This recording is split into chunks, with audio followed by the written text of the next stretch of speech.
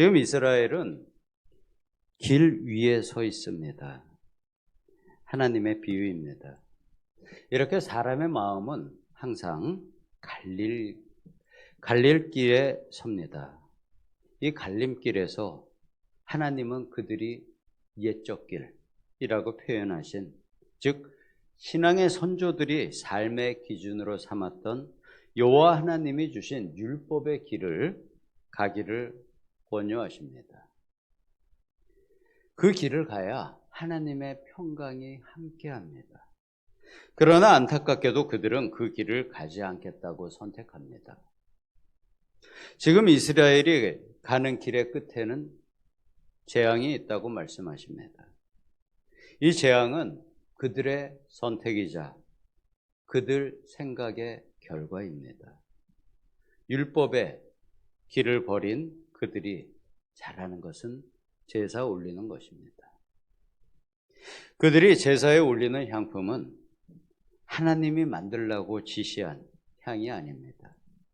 이스라엘에서 만들 수 있는 향품보다 훨씬 더 좋은 재료인 시바와 먼 곳에서 나는 귀하고 비싼 향으로 만든 향품을 하나님께 올립니다. 그리고 희생 제물을 데려와서 번제를 올립니다. 그들 조상들이 올린 제사보다 더 비싸고 좋은 재료를 사용합니다. 그들은 그러면서 만족해합니다. 하지만 하나님은 이 백성들 앞에 장애물을 두어 그들을 넘어지게 하시겠다고 말씀하십니다. 하나님께서 원하시는 것은 모세에게 주신 율법을 지켜 행하며 하나님 앞에 온전히 나아오는 것입니다. 좋은 재료로 만든 제사 받기를 원하지 않으십니다. 오늘날 한국교회는 세계에서 가장 큰 교회를 만들었습니다.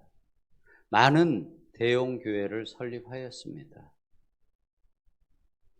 물론 하나님 앞에 좋은 일이고 한국 교계가 세상에 자랑하는 좋은 자랑거리였습니다. 그러나 지금 그러한 대형 교회들의 교회 학교, 중고등부, 청년부의 숫자가 줄어들고 있습니다. 유럽의 대성당이나 대형 교회였던 곳들 중에 일부가 문을 닫고 팔려서 다른 용도로 사용되는 현실이 우리나라 미래가 될 가능성이 높아져 가고 있습니다. 교회에 진실한 믿음이 없기 때문에 자녀들에게 신앙을 물려주지 못한 것입니다. 이 선지서가 쓰여질 때 이스라엘의 모습이 유럽에서 나타났고요. 지금 미국에서 진행이 되고 있고 우리나라에서도 나타날 가능성이 높아져 가고 있습니다. 지금 우리가 보고 있는 이 선지서의 내용이 우리의 현실과 겹치는 부분들이 많이 있습니다. 이것은 저의 이야기만이 아닙니다. 저는 다른 대형교회에 가서 그러한 모습을 제가 본 것이 아닙니다. 다른 목사님들이나 한국 교계에서 그렇게 이야기하고 사회에서 보여지는 모습이 그렇기에 저도 알게 된 것입니다. 이 예레미야 선지서의 내용은 당시 이스라엘 백성에게만 필요한 말씀이 아닙니다. 어느 시대, 어느 곳에서나 생기고 있는 신앙 쇠퇴기의 모습입니다. 누구에게나 나타날 수 있는 신앙의 어려운 고비에서 만나는 모습입니다. 이러한 시기에 돌이켜야 합니다. 신앙인은 스스로 이런 모습을 모르지 않습니다. 알지만 행하지 않는 것이 문제입니다. 하나님 앞에 서서 자신의 잘못을 모르는 사람은 없습니다. 몰라서 바꾸지 못한다면, 내가 그것을 정말 몰랐다면 하나님은 예레미야와 같은 믿음의 동력자를 보내서 알려주십니다. 하나님은 절대 자기 백성과 자녀를 방치하지 않으십니다.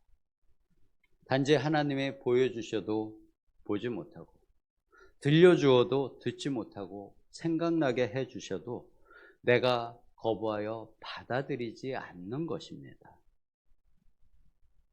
내가 서 있는 길에서 하나님이 권면하시는 길이 있지만 그 권유의 길을 가지 않고 이스라엘 백성과 같이 내가 오던 길을 그대로 고집하여 가는 겁니다. 결국 하나님은 이스라엘에 행할 심판을 알려주십니다. 북방에서 아주 강하고 두려운 한 민족이 폭풍과 같이 달려와 그들을 멸망시킬 것이며 이방인들은 이스라엘이 하나님께 버림받았다 말할 것이라 하십니다. 하나님을 배반한 자에 대한 심판입니다. 하지만 하나님은 다른 이민족들과는 달리 하나님의 백성이 나라를 잃고 식민지 백성이 되어 그들에게 끌려갈지라도 모세와 솔로몬에게 약속하신 것처럼 회개하고 하나님께 돌아오면 약속의 땅과 나라를 회복시켜 주신다고 여전히 약속하십니다. 용서하시고 돌아오게 하시지만 단 버림받았던 백성은 그 끌려간 땅에서 죽어 이방의 땅에 묻힙니다. 그들의 먼 후손이 다시 약속의 자손이 되어서 돌아오는 것입니다. 이러한 일이 우리의 일이 되지 않아야 합니다. 우리의 때 아니면은 우리 자손의 때 한국교회가 다른 용도의 땅으로 팔려나가면은 안 됩니다. 그래서 영적으로 눈을 뜬 대형교회 목사님들은 그 교회를 분할해서 여러 개의 중소형 교회로 나누는 일을 진행을 하고 있는 교회들이 있습니다. 신앙의 큰 흐름에 맞추어 하나님이 주시는 지혜를 따라 한국교회의 모습을 변화시켜 가는 것입니다. 이제는 영적 부흥이 아닌, 양적인 부흥이 아닌 질적으로 영적인 성장을 위한 한국교회의 시스템을 준비하고 만들어 가는 것입니다. 교회 성도의 숫자가 중요하지 않습니다. 교인이 적으면 교회의 규모를 줄이면 됩니다. 가정도 소형화되어 가고 있는 시대입니다. 규모는 줄이면 됩니다. 중요한 것은 그 안에 하나님이 계셔야 합니다. 좋은 향품으로 드리는 제사가 중요한 것이 아니라 제사에 참여하는 성도의 마음이 하나님을 진심으로 바라보고 그의 말씀을 지켜 행해야 합니다. 신약시대의 교회에서는 성령과 함께함이 중요합니다. 로마서 8장 말씀에 보면 14절부터 이렇게 말씀하십니다. 하나님의 영으로 인도함을 받는 사람이 곧 하나님의 아들이라. 양자의 영을 받았으므로 우리가 아빠, 아버지라고 부르짖느니라.